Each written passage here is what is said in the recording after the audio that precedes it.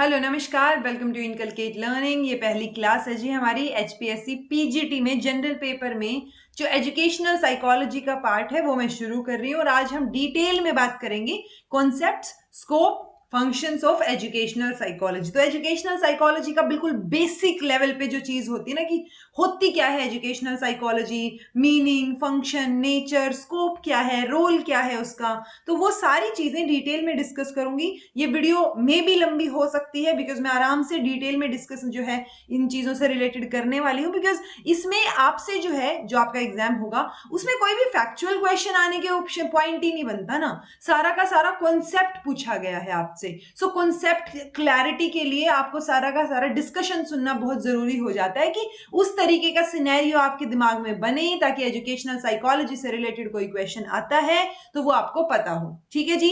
So this is presented by me Raveena. Videos informative लग रही हैं तो इनकलकेट लर्निंग को लाइक, शेयर, सब्सक्राइब कर दीजिए। और आगे चलने से पहले एक और छोटी सी बात, मैंने आपको बताया था 12-13 वीडियोस डलनी है इस पूरे एचपीएससी जो पीजीटी की सीरीज है उसके अंदर, जो एजुकेशनल साइकोलॉजी और टीचिंग लर्निंग मटेरियल पेडागोजी सारी मिला के।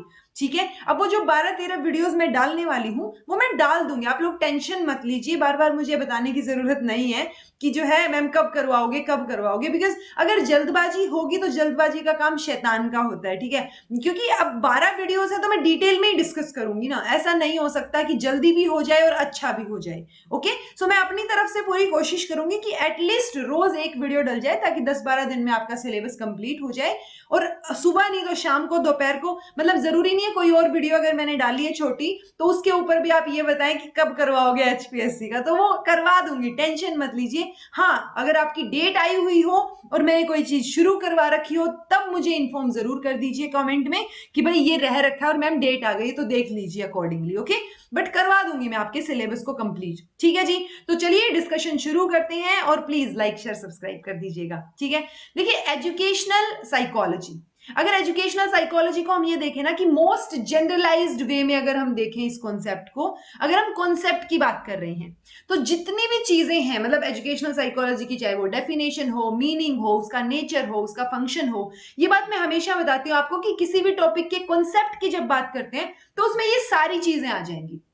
मतलब अगर एजुकेशनल साइकोलॉजी है, अगर इसकी जगह साइकोलॉजी होता या इसकी जगह लर्निंग होता, तो जो कॉन्सेप्ट वर्ड जिसके साथ आ गया ना, जिस कॉन्सेप्ट की हम बात कर रहे हैं उस कॉन्सेप्ट में अगर आप थियोरेटिकल एग्जाम देते हैं सो मीनिंग, नेचर, फंक्शन, जो जो चीजें आपको उसके बारे में पता है आप उस कॉन्सेप्ट में सब कुछ लिख सकते हैं। ओके, और ये वीडियोस सबके लिए हेल्पफुल रहेंगी तो सबको देखनी चाहिए, बस सिलेबस इनके अकॉर्डिंग है तो मैं वही चीजें करवाऊंगी। सो ये एजुकेशनल साइकोलॉजी के कॉन्सेप्ट में अगर हम जनरलाइज्ड और ब्रॉड वे में देखें तो ये सारी की सारी चीजें आएंगे और हम मेजरली कॉन्सेप्ट के अंदर क्या पढ़ेंगे, एक तो मीनिंग और डेफिनेशन पढ़ेंगे, नेचर पढ़ेंगे हम एजुकेशनल साइकोलॉजी का, फंक्शंस पढ़ेंगे, स्कोप हमसे पूछा गया है उसको भी पढ़ेंगे हम एजुकेशनल साइकोलॉजी का, और रोल क्या होता है मतलब लर्नर के लिए, लर्निंग के प्रोसेस के लिए या टीचर के लिए क्या रोल रहेगा एजुकेशनल साइकोलॉजी का, उसको भी डिस्कस करने वाले हैं।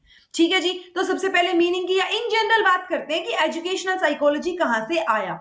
सो ऑब्वियसली साइकोलॉजी से आया, तो साइकोलॉजी को हम दो पार्ट में डिवाइड करते हैं, क्लासिफाई करते हैं, एक प्योर साइकोलॉजी और एक है अप्लाइड साइकोलॉजी। ओके, सो जो प्योर है वो तो डेफिनेटली सिर्फ साइकोलॉजी वाला पार्ट जो हो गया, जो स्पेसिफिक जैसे मास्टर्स करते हैं ना साइकोलॉजी में, वो उस तरीके की चीजें पढ़ेंगे। बट अप्लाइड साइकोलॉजी मतलब हम साइकोलॉजी को कहां पर अप्लाई कर सकते हैं। बेसिकली साइकोलॉजी बात करती है ह्यूमन बिहेवियर के चेंज के बारे में, कि ह्यूमन का जो बिहेवियर है ना वो चेंज होता रहता है, वो डायनेमिक है, हमें नहीं पता होता कब कौन कैसे रिएक्ट कर दे, राइट। तो जो ह्यूमन बिहेवियर है हम उसके बारे में एग्जैक्टली कुछ नहीं बोल सकते, तो वो चेंज होता रहता है और उसी की स्टडी जब हम करते हैं तो उसको साइकोलॉजी बोलेंगे।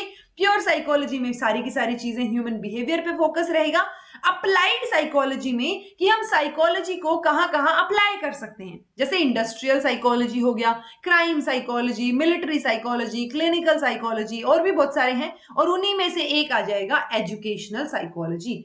यानी कि हमें ये पढ़ना है कि जो ह्यूमन बिहेवियर में हम चेंज पढ़ते हैं उसको हम एजुकेशन में कैसे देखेंगे। सो एजुकेशन के अंदर साइकोलॉजी का क्या यूज रहेगा, क्या क्या चीजें रहेंगी, वो सारा का सारा पार्ट हमारा एजुकेशनल साइकोलॉजी में आ जाएगा।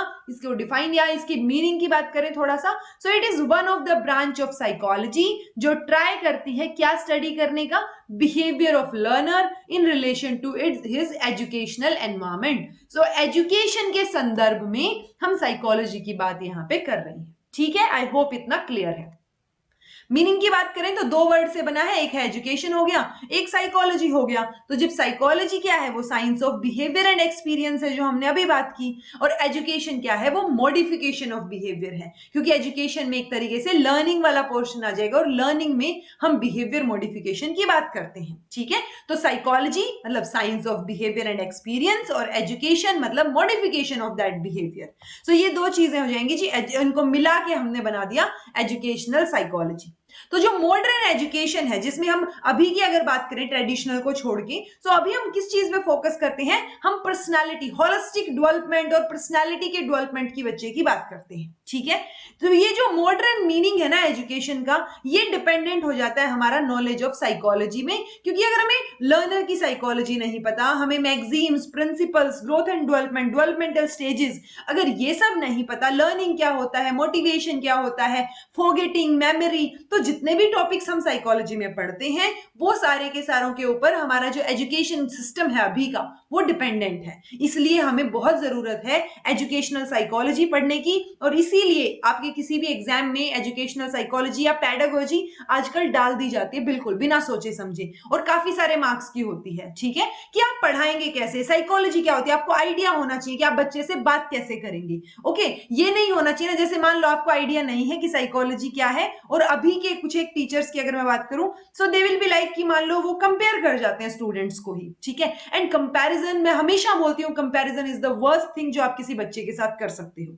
ठीक है, सो कई बार क्या होता है कि आपने ये बहुत रिसेंटली या बहुत फ्रिक्वेंटली अपनी लाइफ में कभी ना कभी जरूर ऑब्जर्व किया होगा, कई बार तो घर में ही पेरेंट्स ही अपने बच्चों को कंपेयर कर देते हैं कि तेरा भाई या तेरी बहन तो इतना बढ़िया है पढ़ाई में, तू क्यों नहीं अच्छा कर पा रहा टाइप्स।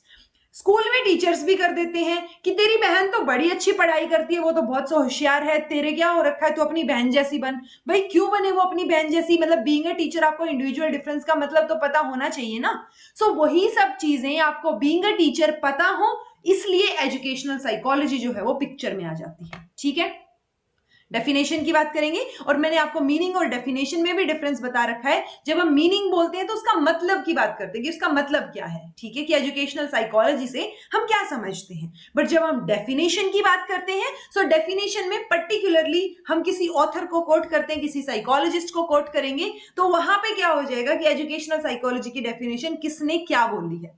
अब स्किनर ने क्या बोला है जी, स्किनर ने बोला है कि एजुकेशनल साइकोलॉजी जो है वो साइकोलॉजी की ब्रांच है जिसमें हम टीचिंग और लर्निंग के साथ डील करते हैं। यानी स्किनर ने सारा का सारा फोकस टीचिंग और लर्निंग के अराउंड पे जो है डाल दिया अपना फोकस। क्रो एंड क्रो बोल रहे हैं कि एजुकेशनल साइकोलॉजी जो है वो एक्सप्लेन करती है जो लर्निंग एक्सपीरियंसेस हैं किसी भी इंडिविजुअल के बर्थ से लेके उसकी ओल्ड एज तक। तो जो भी चीजें आपने सीखी हैं, जो लर्निंग एक्सपीरियंसेस हैं, वही सारी चीजें जब आप समझते हैं, पढ़ते हैं उनके बारे में, तो वो एजुकेशनल साइकोलॉजी है। पील का कहना है जी कि educational psychology is the science of education. ये क्वेश्चन थोड़ा ध्यान रखिए कि साइंस ऑफ एजुकेशन किसने बोला है, तो पील ने बोला है एजुकेशनल साइकोलॉजी को साइंस ऑफ एजुकेशन। ट्रोज का व्यू है, ट्रोज की डेफिनेशन है कि educational psychology is the study of psychological aspects of educational situation. यानी एजुकेशन की सिचुएशन में, जैसे हमने बताया ना कि एजुकेशन वाला एनवायरमेंट है बच्चे का, उसको हम साइकोलॉजिकल एस्पेक्ट से पढ़ रहे हैं, साइकोलॉजी के पॉइंट ऑफ व्यू से पढ़ रहे हैं। तो ये हो जाएंगे जी डेफिनेशन। देन आता है नेचर, मतलब कि है क्या एजुकेशनल साइकोलॉजी में, हम क्या करेंगे, क्या नेचर है इसका। सो ये तो हमें पता चल गया, हमने प्योर और अप्लाइड दो पार्ट पढ़े। सो ये अप्लाइड ब्रांच जो है वो है साइकोलॉजी की। ठीक है, सो बाय अप्लाइंग द प्रिंसिपल, अब अप्लाइड ब्रांच है ना, तो जो साइकोलॉजी के प्रिंसिपल्स या टेक्निक्स हैं उनको हम अप्लाई करेंगे और हम ट्राई करेंगे क्या पढ़ने के लिए, हम बिहेवियर या एक्सपीरियंसेस जो प्यूपिल या लर्नर जो है उसके बिहेवियर और एक्सपीरियंसेस को स्टडी करने का ट्राई करेंगे। तो ये एजुकेशनल साइकोलॉजी का नेचर है, यानी कि ये अप्लाइड है नेचर में, तो अप्लाइड ब्रांच हो गई है। ठीक है, दूसरा क्या है, while psychology deals with the behaviour of all the individuals, सभी इंडिविजुअल के बिहेवियर पे फोकस है ना इसका, उसी के साथ डील कर रही है। बट मतलब ये साइकोलॉजी जो है वो तो सभी के उस पे सारे के सारा जो बिहेवियर है इंडिविजुअल का, बट एजुकेशनल साइकोलॉजी क्या है, जो एजुकेशनल एनवायरमेंट में लर्नर का क्या रिलेशनशिप है, लर्नर के क्या बिहेवियर है एजुकेशनल एनवायरमेंट में, उससे रिलेटेड जब हम बात करेंगे तो वो एजुकेशनल साइकोलॉजी हो गई। तो घूम फिर के बात यहीं पर आ रही है कि एजुकेशन का जो एनवायरमेंट है, एजुकेशन की जो सिचुएशन है, या स्कूल या कॉलेज या यूनिवर्सिटी का जो लेवल है, वहां पे जब हम साइकोलॉजी देखते हैं, बच्चों का बिहेवियर देखते हैं, उसके साथ डील करते हैं, तो वो एजुकेशनल साइकोलॉजी हो जाएगी। लेकिन साइकोलॉजी ओवरऑल ऑल इंडिविजुअल्स का हर एक पड़ाव के ऊपर जब हम चीजें देखते हैं, ऑब्जर्व करते हैं बिहेवियर, तो वो साइकोलॉजी हो जाएगी। ठीक है, यानी कि नेचर क्या हो गया कि सिर्फ एजुकेशनल सेटिंग में काम कर रही है एजुकेशनल साइकोलॉजी। ओके, अब एजुकेशनल साइकोलॉजी जो है वो व्हाट या व्हाई से कंसर्न्ड नहीं है कि क्या चीजें हैं, क्यों चीजें हैं। ठीक है, it gives necessary knowledge and skill for giving education to the people in a satisfactory way. तो किस तरीके से, मतलब हमें वो तरीके या उसकी बात करती है, स्किल्स की बात करती है, ये टेक्निकल गाइडेंस की बात करती है कि हम कैसे जो है प्यूपिल या जो लर्नर है उसको सेटिस्फैक्टरली वे में एक एजुकेशन, बढ़िया एजुकेशन, क्वालिटी एजुकेशन प्रोवाइड करवा सकते हैं। ओके, सो ये व्हाट और व्हाई के ऊपर जो है जाके नहीं फंसती। ठीक है, नेक्स्ट है नॉमेटिव साइंस है ये, मतलब सॉरी नॉमेटिव साइंस नहीं है ये, यानी कि ये पॉजिटिव है नेचर में। तो दो एस्पेक्ट हम पढ़ते हैं कई बार इकोनॉमिक्स में, पॉजिटिव और नॉमेटिव का। तो जो पॉजिटिव साइंस है वो ये मानी जाएगी, नॉमेटिव साइंस ये नहीं है, because it is not concerned and does not concern itself with what ought to be. तो जो पॉजिटिव होता है उसमें हम किसकी बात करते हैं कि क्या हो रहा है, लेकिन ये क्या बोल रहे हैं व्हाट, क्या होना चाहिए, मतलब आइडियली क्या चीजें होनी चाहिए वो। सो ये जो है एक अप्लाइड है, ये तो हमने बात कर ली, अप्लाइड पॉजिटिव साइंस है ये याद रखिएगा, नॉमेटिव साइंस नहीं है एजुकेशनल साइकोलॉजी। सो ये चीज आई होप आपको डिफरेंस समझ आया हो पॉजिटिव साइंस और नॉमेटिव साइंस में। नॉमेटिव साइंस बोल रही है what ought to be, ought to be is like क्या होना चाहिए, जैसे ought to be थोड़ी एक आइडियल सिचुएशन हो गई, लेकिन अप्लाइड पॉजिटिव साइंस है कि क्या हो रहा है उस चीज में। एजुकेशनल साइकोलॉजी जो है वो परफेक्ट साइंस नहीं है, इसके अपने ड्रॉबैक्स हैं, क्योंकि बिहेवियर जो है वो अनप्रिडिक्टेबल है। ठीक है, हमने बताया ह्यूमन का बिहेवियर या चाहे एनिमल का बिहेवियर हो वो चेंज होता रहता है, हम प्रिडिक्ट नहीं कर सकते कोई भी चीज ना। सो it is more variable, less reliable. आप मतलब आजकल तो खुद पे भरोसा नहीं होता कि आप कैसे रिएक्ट करोगे, आपको ही नहीं पता होता, तो आपके पूरे ह्यूमन का जो कम्युनिटी है या फिर जो एनिमल्स हैं उनका बिहेवियर तो कैसे ही आप वो बता दोगे ना कि चेंज नहीं होएगा, ऐसे ही रिएक्ट करेगा ये, राइट। सो ये वेरिएबल ज्यादा है जो ह्यूमन बिहेवियर है, इसलिए परफेक्ट साइंस नहीं है। साइंस में हम एक्सपेरिमेंट्स की बात करते हैं कि ये किया ये किया ये किया तो एग्जैक्टली ये रिजल्ट्स आएंगे, बट एजुकेशनल साइकोलॉजी की जब हम बात करेंगे, सो एजुकेशन के फील्ड में जब हम साइकोलॉजी पढ़ रहे होते हैं, बिहेवियर पढ़ रहे होते हैं बच्चों का, सो हम ये नहीं बोल सकते कि टीचर ने ऐसा बोला है तो बच्चा ऐसे ही रिएक्ट करेगा, बिकॉज इंडिविजुअल डिफरेंसेस एग्जिस्ट करते हैं, बच्चा कैसे भी रिएक्ट कर सकता है। सो वही घूम फिर के बात क्या है कि ये परफेक्ट साइंस नहीं है, ये एग्जैक्टनेस की या ऑब्जेक्टिविटी की कि बिल्कुल सेम चीज हो, एग्जैक्ट हो, वैलिड हो, उस चीज को क्लेम नहीं करती जो कि नेचुरल साइंसेज में या अप्लाइड साइंसेज, मेडिसिन, इंजीनियरिंग यहाँ पे कंसीडर की जाती है। क्योंकि जब हम एक्सपेरिमेंट करते हैं साइंस में तो हम ऑब्जेक्टिविटी देखते हैं ना कि ये चीज एग्जैक्टली वैसी होगी या नहीं, एग्जैक्टनेस देखते हैं, वैलिडिटी देखते हैं, बट साइकोलॉजी में वो चीज जो एजुकेशनल साइकोलॉजी है उसमें हम ये चीजें नहीं देख पाएंगे क्योंकि ये परफेक्ट साइंस नहीं है। ओके, ये साइंटिफिक मेथड्स जरूर यूज करते हैं, तो एक साइंटिफिक अप्रोच जो है उसको अडॉप्ट किया गया है ताकि जो बिहेवियर है किसी भी इंडिविजुअल का एजुकेशनल एनवायरनमेंट में हम उसको स्टडी कर पाए। ठीक है, तो बेस साइंटिफिक है इसका, बट ये परफेक्ट साइंटिफिक नहीं है नेचर में। Okay, so it is proper to call its nature as scientific, इसको नेचर बोल सकते हैं हम, इसका जो नेचर है उसको साइंटिफिक बोल सकते हैं, बट ये परफेक्ट साइंस नहीं है।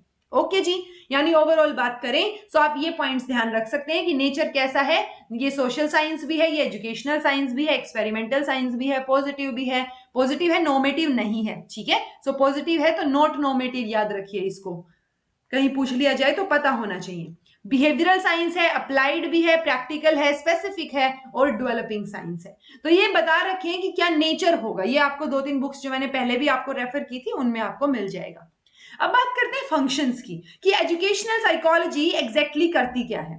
सो 5 मेजर हेडिंग के अंदर हम इसके एप्लीकेशंस देख सकते हैं, फंक्शंस देख सकते हैं। स्टूडेंट्स को ये हेल्प करेगी कोई भी टास्क को सीखने में, in the task of learning या seeking all round growth and development of their personality. So educational psychology जो है, जैसे हम पढ़ते हैं ना, लर्निंग पढ़ते हैं कि लर्निंग एक रिलेटिवली परमानेंट चेंज है, सारी चीजें पढ़ी हुई हैं हमने, ठीक है। मोटिवेशन पढ़ते हैं, पर्सनैलिटी, इंटेलिजेंस, ये सारी चीजें हम पढ़ते हैं साइकोलॉजी में, और वही चीजें जब हम एजुकेशनल सेटिंग में पढ़ेंगे तो ऑब्वियसली ये स्टूडेंट को हेल्प करने वाली है। अब ये टीचर को भी हेल्प करेगी कि टीचर को कैसे अपनी ड्यूटीज करनी चाहिए, कैसे बच्चों के वेलफेयर के हिसाब से टीचर को काम करना चाहिए। जैसे मैंने आपको बताया था कि बच्चों को कंपेयर नहीं करना चाहिए। पता चले आप एक ही घर में, वो जो मैंने अभी एग्जांपल दिया कि आप एक बहन को दूसरी बहन से कंपेयर कर रहे हो, कि मतलब एक मान लो छठी में है, एक 8वीं में है, तो आप कंपेयर कर रहे हो उसको, या सारे टीचर्स भी अगर कंपेयर कर रहे हैं तो वो बहुत गलत हो जाएगा। Because at some point of life वो जो एक बहन है जिसकी कंपैरिजन किया जा रहा है, वो हो सकता है उससे उसको पसंद ना करे या नफरत करने लग जाए, ठीक है। सो वो चीज हमें पता होनी चाहिए कि बीइंग अ टीचर आपको कैसे बिहेव करना है, कैसे ड्यूटीज परफॉर्म करनी है, कैसे बात करनी है। सो मतलब इसीलिए तो टीचर को एक नोबल प्रोफेशन बोला जाता है ना, टीचिंग को। तो वो बहुत नोबल प्रोफेशन है अगर आप उसको उस तरीके से लेंगे। अगर आप सिर्फ इस तरीके से ले रहे हैं कि गवर्नमेंट जॉब मिल जाए, जाएंगे सेम चीज पढ़ा आएंगे, देन फिर एजुकेशनल साइकोलॉजी आपके कोई काम की रहेगी नहीं, ओके। वो तो फिर आप एग्जाम क्लियर करने के लिए पढ़ रहे हैं, और इट विल बी बेटर कि आप एग्जाम क्लियर करने के लिए नहीं, अपनी पर्सनैलिटी में चेंज लाने के लिए पढ़ें। अगर आपकी पर्सनैलिटी में चेंज आएगा सो ऑटोमेटिकली आपके पेडागोजी की, एजुकेशनल साइकोलॉजी के सारे क्वेश्चंस ठीक होंगे, okay.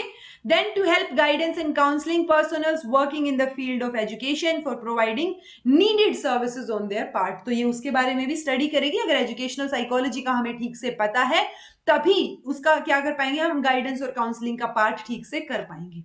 To help the educational authorities को हेल्प करेगी, एडमिनिस्ट्रेटर्स को, कि कैसे जो एजुकेशनल प्लानर्स हैं, पॉलिसी मेकर्स हैं, करिकुलम फ्रेमवर्क जो बनाते हैं, कि कैसे एक मतलब किसका क्या इफेक्टिव रोल होना चाहिए। सो वो तभी एक इफेक्टिव पॉलिसी बना पाएंगे या इंप्लीमेंट कर पाएंगे बाद में, तो वो किस बेसिस पे होगा, अगर उनका एजुकेशनल साइकोलॉजी नहीं पता तो वो नहीं कर पाएंगे बेटर। तो इसीलिए फंक्शंस जो है, इसका ये फंक्शन भी हो गया कि ये एजुकेशनल अथॉरिटीज और एडमिनिस्ट्रेटर्स को भी हेल्प करती है कि वो अपना रोल जो है उनका, मतलब एडमिनिस्ट्रेशन का या करिकुलम बनाने का या पॉलिसी बनाने का, उसको इफेक्टिवली जो है वो क्या कर पाए, पूरा कर पाए, ठीक है। To help the educational research in carrying out their task effectively, तो ये एजुकेशनल रिसर्च को भी हेल्प करेगी, क्योंकि जो जो चीजें पहले हो चुकी हैं वो भी हमें पता होनी चाहिए, और एजुकेशनल साइकोलॉजी उसकी बात करेगी, ठीक है जी। सो इफेक्टिवली हम कैसे इंप्रूव कर पाए चीजों को, एजुकेशन की क्वालिटी को कैसे इंप्रूव कर पाए, टीचर्स जो है उनको हेल्प करेगी, मतलब हर एक स्टेक होल्डर को जो है वो एजुकेशनल साइकोलॉजी हेल्प करेगी, वो इसके फंक्शंस में आ जाएगा। स्कोप, अब हमने स्टार्टिंग में बात की थी कि अलग अलग ऑथर्स ने अलग अलग डेफिनेशंस दी हैं, और अभी बहुत सारी रिसर्चेस चल भी रही हैं, तो इस चीज से ये पता चलता है कि इसका स्कोप फिर बहुत वाइड हो सकता है, मतलब जितना लिमिटेड भी होगा और एक्सटेंसिव भी होगा। सो अनलिमिटेड स्कोप है एक तरीके से देखा जाए तो, ठीक है। तो वो दोनों, मतलब ये कॉन्ट्राडिक्टरी है ये स्टेटमेंट अपने आप में कि लिमिटेड भी है प्लस हम ये बोल रहे हैं कि एक्सटेंसिव है, ठीक है। तो स्कोप एजुकेशनल साइकोलॉजी का आप सिर्फ इतना ध्यान रखिए कि क्योंकि एरिया, स्कोप, प्रॉब्लम्स या फील्ड या बाउंड्रीज जो है एजुकेशनल साइकोलॉजी की वो अनसर्टेन है और चेंज होती रहती हैं, ठीक है। तो इसलिए ये चीज हमें पता होनी चाहिए कि हम ऐसे फिक्स नहीं बोल सकते कि यही स्कोप है या यहीं तक, मतलब ये 4 चीजें हैं, 4 पॉइंट याद कर लो। तो इसीलिए मैंने आपको शुरू में ही बोला था कि ये फैक्चुअल टॉपिक है ही नहीं, तो इसमें सारा डिस्कशन का खेल है, आपको सोचने का खेल है कि आपको सोचनी पड़ेंगी सारी चीजें, ओके। सो अगर हम देखें कि इस फील्ड में अगर हम स्कोप को फिर भी थोड़ा सा मद्देनजर रखते हुए चीजें देखने की कोशिश करें, सो एजुकेशनल साइकोलॉजी किस किस बारे में स्टडी करती है, हर एक चीज के बारे में, मतलब एजुकेशन जो हमने एक ब्रॉड डेफिनेशन दी ना, मीनिंग बताया कि एजुकेशन के फील्ड में जब हम बिहेवियर देखने लग जाते हैं या साइकोलॉजी को यूज करते हैं तो वो अप्लाई करते हैं, तो वो एजुकेशनल साइकोलॉजी हो गई। सो इसमें ये behaviour of learner in learning situation को भी देखेगी, इंडिविजुअल डिफरेंसेस के बारे में भी बात करेगी और उसको स्टडी करेगी, डेवलपमेंटल स्टेजेस जो हैं उसके बारे में भी आप स्टडी करेंगे एजुकेशनल साइकोलॉजी के अंदर, लर्नर के बारे में स्टडी करेंगे, और लर्नर ही हमारा कोर और एपेक्स है, मतलब मेन सेंटर कौन है, हमारा लर्नर है। लर्निंग कैसे हो रही है उसके बारे में बात होगी, उसके बारे में स्टडी होगी, पर्सनैलिटी, इंटेलिजेंस, मेजरमेंट, इवेल्युएशन, हर एक चीज के बारे में, ठीक है। तो वो सारी चीजें जो हम साइकोलॉजी में पढ़ते हैं, जो जो चीजें एजुकेशनल एनवायरमेंट में काम आ सकती हैं वो सारी हम यहाँ पे पढ़ते हैं, ठीक है। तो ये ब्रॉड स्कोप हो गया ना इसका काफी। अगर हम इसकी बात करें, अगर हमें एजुकेशनल साइकोलॉजी अच्छे से पता है, हम समझ पा रहे हैं कॉन्सेप्ट को, तभी हम अच्छी गाइडेंस और काउंसलिंग जो है वो कर पाएंगे। हम ग्रुप डायनामिक्स, ग्रुप बिहेवियर्स, उनके बारे में पढ़ेंगे इसके अंदर। रिसर्च के बारे में हम पढ़ते हैं कि फर्दर क्या रिसर्च इसके अंदर चल रही है। तो स्कोप इसका बहुत वाइड हो जाएगा। स्टिल फिर भी अगर हम फोकस पॉइंट देखें तो हमारे जो फोकल पॉइंट्स हैं 6 एरियाज में हैं, ठीक है। 6 एरियाज पे अगर हम फोकस करते हैं तो ओवरऑल सारी चीजें कहीं ना कहीं डायरेक्टली इनडायरेक्टली इनके अंदर आ जाएंगी। सबसे पहला लर्नर के साथ साथ लर्निंग का प्रोसेस, पूरा ही सिचुएशन, हमने सारा ही प्रोसेस और सिचुएशन इंक्लूड कर दी। तो जिस प्रोसेस के थ्रू आपको चीजें सिखाई जा रही हैं वो सारा प्रोसेस आ गया। लर्निंग की सिचुएशन क्या है, एनवायरमेंट क्या है, वो आ गया। लर्निंग का एक्सपीरियंस क्या है, उसकी वजह से क्या क्या एक्सपीरियंसेस हो रहे हैं। टीचिंग की सिचुएशन क्या है, आप किस एनवायरमेंट में टीचिंग लर्निंग कर रहे हैं, वो सिचुएशन। और फिर जो लर्निंग एक्सपीरियंसेस हुए हैं उनको इवेल्युएट करना। तो अगर स्कोप की बात करें तो हम इन 6 पॉइंट्स में, मतलब ये 6 पॉइंट्स तो आपको ध्यान होने चाहिए जब स्कोप की बात आती है। सो लर्नर से रिलेटेड कोई चीज हो, लर्निंग के process, learning situation, learning experience और टीचिंग सिचुएशन, ठीक है, और लर्निंग जो इवेल्युएशन ऑफ लर्निंग एक्सपीरियंसेस, अगर हम ये चीजें इंक्लूड कर लेते हैं तो जो लर्नर जो हमारा बिल्कुल सेंटर पे है, एपेक्स चीज है, मतलब एपेक्स है, बिल्कुल सेंटर पे है लर्नर, उसको देखते हुए वो इंक्लूड हो गया। और उसके बाद उससे रिलेटेड जितनी जितनी चीजें हैं, चाहे वो प्रोसेस हो, सिचुएशन हो, एक्सपीरियंस हो, उस एक्सपीरियंस को लास्ट में इवेल्युएट करना हो, तो ये सारी की सारी चीजें जिस स्कोप के अंदर आ जाएंगी। एजुकेशनल साइकोलॉजी का स्कोप जो वो इन्हीं के अराउंड आपको घूमता हुआ नजर आएगा। अब हम रोल और पढ़ लेते हैं एक बार। जब हम रोल की बात करेंगे कि एजुकेशनल साइकोलॉजी का क्या रोल है टीचिंग लर्निंग प्रोसेस में, तो ये जहां पे भी आपकी ये आ जाए ना कि इसकी क्या इंप्लीकेशंस हैं, वो इंप्लीकेशंस में हम घूम फिर के ये जो पॉइंट्स अभी मैं बताने वाली हूं इन्हीं को डिस्कस करते हैं, ठीक है। तो सबसे पहले तो कि एजुकेशनल साइकोलॉजी टीचर को कैसे हेल्प करती है, लर्नर को कैसे हेल्प करती है, और ओवरऑल जो प्रोसेस है टीचिंग लर्निंग का उसको कैसे हेल्प करती है। आप ये चीज देखेंगे इसमें जो कॉन्सेप्चुअल क्वेश्चन आपके अगर आएंगे तब भी आप ये चीज ऑब्जर्व कीजिएगा कि घूम फिर के सारी बात आपको ना उन्हीं कॉन्सेप्ट्स पे दिखाई देगी। मतलब टीचर के आसपास मतलब एक सिचुएशन है कि टीचर जो है कोई चीज बच्चे को पढ़ा रहा है, ठीक है। सो टीचर क्या किस चीज को यूज करेगा, कैसे एजुकेशनल साइकोलॉजी उसको हेल्प करेगी। एक पॉइंट ऑफ व्यू टीचर की तरफ से हो गया, एक लर्नर की तरफ से हो गया, एंड देन पूरे के पूरे प्रोसेस की तरफ से हो गया। सो घूम फिर के बातें वही आएंगी कि हमें इंटेलिजेंस भी पढ़ना है, हमें पर्सनैलिटी के बारे में भी पता होना चाहिए, बीइंग अ टीचर की कैसे जो है पर्सनैलिटी अलग अलग होती है ताकि हम बच्चों की चीजें समझ पाए। हमें इंडिविजुअल डिफरेंसेस पता होने चाहिए ताकि बच्चे खुद, अगर मैं इसको देखें इंडिविजुअल डिफरेंसेस, चलिए ये एग्जांपल लेके मैं बताती हूं एक बार आपको। इंडिविजुअल डिफरेंस की अगर मैं बात कर रही हूं, सो इंडिविजुअल डिफरेंस टीचर को क्या हेल्प करेगा अगर उसको इंडिविजुअल डिफरेंसेस के बारे में पता है। बच्चों को कंपेयर नहीं करेगा, वो इंडिविजुअल डिफरेंस या इंडिविजुअल नीड्स के हिसाब से बच्चों को पढ़ाएगा, राइट। तो बहुत सारे फायदे होंगे उससे। लर्नर की तरफ से अगर हम देखेंगे, सो लर्नर को भी तो होगा ना कि उसकी क्या स्ट्रेंथ्स है, वो जान पाएगा कि ये इंडिविजुअली ये चीजें मेरी स्ट्रेंथ्स हैं, ये मेरी वीकनेसेस हैं, उससे उसको भी हेल्प मिलेगी। सो जो ये वर्ड्स हम पढ़ते हैं ना साइकोलॉजी में, ये जो इंडिविजुअल डिफरेंस हो गया, इंटेलिजेंस हो गया, मोटिवेशन हो गया, मेमोरी हो गया, फॉरगेटिंग, थिंकिंग, ये सारी की सारी चीजें जो हैं वो हर एक एस्पेक्ट में आपको दिखाई देंगी, ठीक है। सो अगर हम सबसे पहले बात करें टीचर को कैसे हेल्प करेगी एजुकेशनल साइकोलॉजी, सो लर्नर को जानने में हेल्प करेगी, है ना, सबसे बड़ा पॉइंट। कैसे जो है उस लर्नर को जानने के बाद उसकी नीड्स क्या है, उनको जानने के बाद कैसे आप सेलेक्ट करेंगे और ऑर्गेनाइज करेंगे सब्जेक्ट मैटर को, जो कंटेंट है आपका उसको। देन ये क्या सजेस्ट करती है, art and techniques of learning as well as teaching, कि आपको कैसे चीजें सीखनी है और कैसे सिखानी है, पढ़ानी कैसे है, ठीक है। तो वो सारी चीजें भी यहाँ पे बात होंगी। टू अरेंज लर्निंग सिचुएशंस और एनवायरमेंट, हम बात कर रहे हैं ना कि हेरिडिटी और एनवायरमेंट का प्रोडक्ट, मतलब HTET, CTET, जितने भी टैट्स हमने दिए हैं उन सब में इसकी बात होती है। सो हेरिडिटी और एनवायरमेंट के प्रोडक्ट की बात करते हैं तो वो तो हमें पता है ऑलरेडी, तो उसके हिसाब से ही तो हम लर्निंग सिचुएशंस को, लर्निंग एनवायरमेंट को क्रिएट करेंगे ना बच्चे के लिए, right. To acquaint him with the mechanism of heredity and environment, ताकि बच्चे को भी ये चीज पता हो कि सिर्फ ऐसा नहीं है कि वो मेहनत करेगा तो, मतलब मेहनत अगर नहीं करेगा बच्चा तो सिर्फ हेरिडिटी से हो जाएंगी चीजें, ऐसा नहीं है। तो वो चीज भी हेल्प करेगी। Helping in maintaining discipline, teacher कैसे क्लास को डिसिप्लिन में रख सकता है, मेंटेन रख सकता है, वो भी ऐसे बिना जोर से चिल्लाए या डांटे, उसमें भी हेल्प हो जाएगी। रेंडरिंग गाइडेंस सर्विसेज, अगर आप बच्चे को जानते हैं, यहाँ पे आपने बोल दिया टू नो द लर्नर, अगर आप उसको जानते जानते ही हैं, सो आप बेटर तरीके से गाइडेंस उसको प्रोवाइड करवा पाएंगे।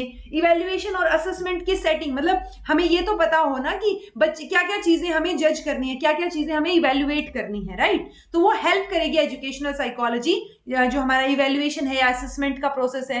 क्लासरूम में प्रॉब्लम्स को सॉल्व कैसे करना है उसमें भी हेल्प करेगी। नोइंग अबाउट हिमसेल्फ, अगर टीचर को खुद के बारे में अच्छे से पता है, लर्नर के बारे में अच्छे से पता है, सो ऑब्वियसली वो एक बेटर टीचर बन पाएगा ना। कि टीचर अगर कुछ चीज समझा रहा है, मतलब मुझे ये तो पता होगा ना कि मैं ये वाला टॉपिक अगर समझाऊंगी या समझाती हूं तो गड़बड़ा जाता है, मतलब शायद मेरी क्लैरिटी नहीं है, पहले मुझे पढ़ना चाहिए वो। सो नोइंग अबाउट हिमसेल्फ एक बहुत बड़ा पॉइंट है। तो देखिए लर्नर को नो करने से, मतलब लर्नर को जानने से शुरू हुई हेल्प और खुद के जानने तक आ गई। यानी हर एक चीज में टीचर को हर एक स्टेप के ऊपर टीचिंग लर्निंग प्रोसेस में एजुकेशनल साइकोलॉजी हेल्प करेगी। ठीक है, अगर हम बात करें लर्नर को कैसे हेल्प करेगी, ठीक है। सो अब लर्नर को अगर पता है उसकी एबिलिटीज और कैपेसिटीज, ये जानने में कौन जानेगा, ये एजुकेशनल साइकोलॉजी की हेल्प से ही आप जानेंगे ना कि आपकी क्या कैपेबिलिटीज हैं, राइट। सो आपकी एबिलिटीज और कैपेसिटीज अगर आपको पता है, सो आप उसी तरीके से चीजों को मतलब आपका पोटेंशियल पता है, आपको आपका लर्निंग पोटेंशियल पता है, ठीक है। सो अब आप बीइंग एक रिजल्ट की तरह लर्निंग पोटेंशियल और लेवल ऑफ एस्पिरेशन, मतलब आपका पोटेंशियल क्या है और आप एस्पायर क्या करते हैं, आप क्या करना चाहते हैं, उसके बीच में जो डिफरेंस है, जो चीजें हैं उनको जान पाएंगे, उनको अगर गैप है तो उसको फिल कर पाएंगे। यानी लर्नर को खुद को जानने में, खुद की एबिलिटीज को जानने में एजुकेशनल साइकोलॉजी हेल्प करेगी, ठीक है। The knowledge of facts and principles related to learning and motivation, अब अगर मुझे लर्निंग के बारे में पता है, बीइंग अ स्टूडेंट, मोटिवेशन पता है, मुझे मेमोरी का कॉन्सेप्ट पता है कि कैसे चीजें याद होती हैं, या मेमोरी के क्या स्टेप्स होते हैं मेमोराइज करने के, या थिंकिंग क्या होती है, अगर मुझे ये सारे के सारे फैक्ट्स और प्रिंसिपल्स पता है, इनकी नॉलेज है, सो वो मैं ऑटोमेटिकली मोटिवेटेड रहूंगी ना कि नहीं अगर मैं लगी रहूंगी तो काम होगा, राइट। तो इतना सा ही तो पता होना जरूरी है, तो वो कौन बताएगा, वो एजुकेशनल साइकोलॉजी बताएगी। और जब आपको ये सारी की सारी चीजें पता है, so being a learner desired learning outcomes हमें अपने सामने दिखाई देंगे, ठीक है। देन है जी the knowledge regarding the process of attention, factors affecting attention, कि आप क्लास में बीइंग अ लर्नर आपको ये है कि आप ना बैठे बैठे कहीं खो जाते हैं, सो आपको ये कॉन्सेप्ट पता तो हो कि ये अटेंशन का कॉन्सेप्ट है, कि मैं अटेंशन नहीं दे पा रहा हूं या नहीं दे पा रही हूं या क्यों नहीं दे पा रहा हूं, सो वो कॉन्सेप्ट पता हो, उसको क्या क्या फैक्टर्स अफेक्ट करते हैं, डिस्ट्रैक्शन किस वजह से होती है। तो अगर ये सारे की सारी चीजें लर्नर को पता है, सो वो हेल्प करेंगी ना उसको अटेंटिव रहने में, और जो टीचिंग लर्निंग का प्रोसेस चल रहा है उसमें अलर्ट रहने में, ओके। अगर पता ही नहीं है तो आप ठीक है बैठे रहेंगे, सुन के आ जाएंगे, अगले दिन फिर चले जाएंगे, राइट। सो लर्नर को भी एजुकेशनल साइकोलॉजी बहुत अच्छे से हेल्प करेगी। फर्दर आप एनवायरमेंट में कैसे एडजस्ट करेंगे, डिफेंस मैकेनिज्म्स क्या होते हैं, एडजस्टमेंट क्या होता है, मेंटल हेल्थ क्या होती है, वो सारी की सारी चीजें कौन बताएगा, एजुकेशनल साइकोलॉजी बता रहा है लर्नर को। तो जब लर्नर को ये सारी चीजें पता होंगी तो वो प्रॉपर जो है, मतलब आपको अवेयरनेस होगी, आप उसके बारे में जानते होंगे, तभी तो आप उसके ऊपर काम कर पाएंगे ना। तो कैसे वो एडजस्ट करें चीजों को लेके, कैसे फ्यूचर में एडजस्टमेंट होंगी, स्टूडेंट लाइफ में क्या एडजस्टमेंट होती है, हमारे डिजायर्ड गोल्स क्या है, तो वो सारी की सारी चीजें यहाँ पे लर्नर को पता होंगी और वो एडजस्ट करके अपने गोल्स पे फोकस कर पाएंगे, ठीक है। Knowledge regarding group behaviour, group dynamics, अगर उसको ग्रुप का बिहेवियर पता है, मतलब ग्रुप बिहेवियर का अगर उसको टॉपिक भी पता है कि अच्छा ठीक है, मतलब उसको ये तो, क्योंकि कहीं ना बच्चे को समझ आ जाता है कि ये गलत है ये सही है, ओके, बट वो ग्रुप के बिहेवियर के चक्कर में वो फिर भी गलत में फंसा रहता है, राइट। सो अगर उसको पता होगा कि ऐसी चीजें हैं तो वो अपना बिहेवियर जो है वो मोल्ड कर सकता है, शेप कर सकता है, कि अगर इनके साथ रहा तो ऐसे ही गड़बड़ रहेगी, बिहेवियर मेरा ऐसा ही रहेगा, हो सकता है मुझे थोड़ा सा बैकआउट करके थोड़ा दूर हटने की जरूरत है, ठीक है। सो उसको खुद को पता होगा कि उसका एनवायरमेंट कैसा होना चाहिए, राइट। सो वो बिहेवियर को मॉडिफाई कर सकते हैं नीड्स के अकॉर्डिंग, या जो क्लासरूम की रिक्वायरमेंट्स हैं ग्रुप उनके अकॉर्डिंग, इंस्ट्रक्शनल एनवायरमेंट के अकॉर्डिंग, तो वो अपने बिहेवियर को यहाँ पे मॉडिफाई कर पाएंगे। Being the science of behaviour, psychology में भी एक कैपेसिटी है टू डेवलप रिक्वायर्ड कॉम्पिटेंसीज, तो जो कॉम्पिटेंसीज आप रिक्वायर करेंगे उसके लिए क्या चाहिए, एक अच्छा लर्निंग एनवायरमेंट चाहिए ना, टीचिंग लर्निंग एनवायरमेंट। सो जो नीड्स है उनके हिसाब से फिर बच्चा जो है वो टीचिंग लर्निंग एनवायरमेंट का पार्ट बनने की कोशिश करेगा, ठीक है जी।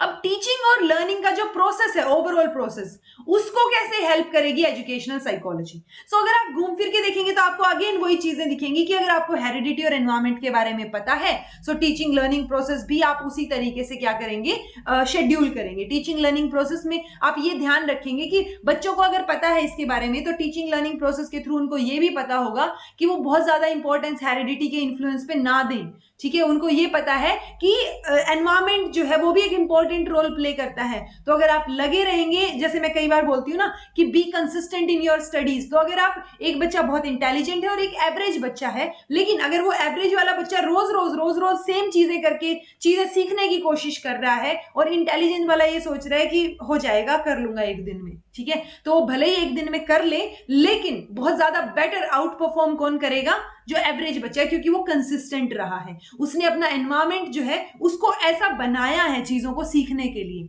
ठीक है, सो जो प्रोसेस है या जो प्रोडक्ट है लर्निंग के, वो किस पे डिपेंड करते हैं, हेरिडिटी और एनवायरमेंट दोनों का इंपैक्ट उनके ऊपर पड़ता है। ये चीज अगर हमें पता होगी तो हम बेटर तरीके से परफॉर्म कर पाएंगे। ठीक है, it may be revealed to them that better results in teaching learning process are always the outcomes of taking advantage of available resources and learning situation. So teaching learning process में ये सारी चीजें हमें educational psychology में ही पढ़ने को मिलती है कि जो अवेलेबल रिसोर्सेज हैं, आप उनको अच्छे से यूज करके, कैसे लर्निंग सिचुएशन का, एनवायरमेंट का यूज करके आप उसका एडवांटेज लेके वही चीजें, मतलब उनका एडवांटेज लेंगे तभी तो एक अच्छा आउटकम निकल के आएगा ना। तो टीचिंग लर्निंग प्रोसेस को ये इस तरीके से हेल्प करेगी कि हमें पता हो कि कौन कौन से हमारे पास रिसोर्सेज हैं, हमें कैसे यूज करने हैं, हम कैसे बेस्ट अपॉर्चुनिटीज को ग्रैब कर सकते हैं, टाइम वेस्ट होने से बचा सकते हैं, अपनी एनर्जी को एक अच्छी जगह लगा सकते हैं रादर देन कहीं पे वेस्ट करने की बजाय। ठीक है, अगर फर्दर बात करें इसमें तो और भी बहुत सारे यूजफुल टॉपिक्स जो हम पढ़ते हैं, जो मैंने आपको बताया कि psychology of learning, memory, forgetting, transfer of learning, teaching.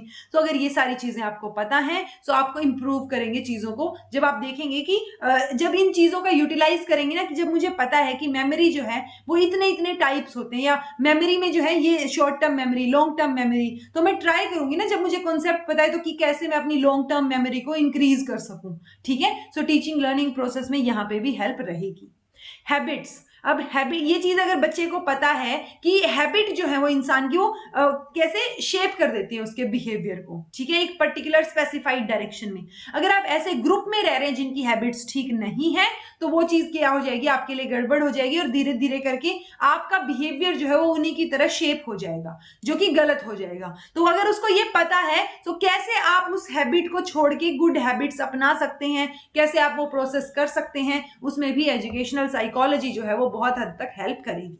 सो ये सारी की सारी चीजें किसकी पढ़ रहे हैं हम, टीचिंग लर्निंग में कैसे एजुकेशनल साइकोलॉजी हेल्प करेगी पूरे प्रोसेस में। ठीक है, तो जो प्रोसेस है टीचिंग एंड लर्निंग का, through it's many ways, means, is always directed, किस तरफ डायरेक्टेड है, कि जो ग्रोथ एंड डेवलपमेंट है पर्सनालिटी की बच्चे की, वो प्रॉपर तरीके से हम कर पाए। घूम फिर के बाद पर्सनालिटी डेवलपमेंट, होलिस्टिक डेवलपमेंट के ऊपर पहुंच जाएगी, और उन सब में एजुकेशनल साइकोलॉजी एक बहुत बड़ा रोल जो है वो प्ले करेगी।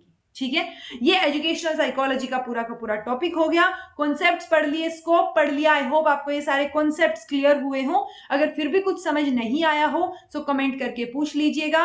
अगर समझ आ गया है तो प्लीज गिव मी फीडबैक, और कमेंट करके मुझे बताइएगा कि मैम समझ आ गया है, ताकि मुझे एक फीडबैक मिलता रहे। तो फीडबैक देना बहुत जरूरी है। मैं आप लोगों से सिर्फ फीडबैक की डिमांड करती हूँ कि आप एटलीस्ट बता दीजिए कि समझ आया है या नहीं आया, ताकि मुझे थोड़ी सी तसल्ली रहे कि जो मैं करवा रही हूँ वो कहीं ना कहीं इफेक्टिव है किसी के लिए। Okay, so this was all about today. Thank you so much for watching. Be happy, keep smiling, subscribe to Inculcate Learning, and be consistent in your studies.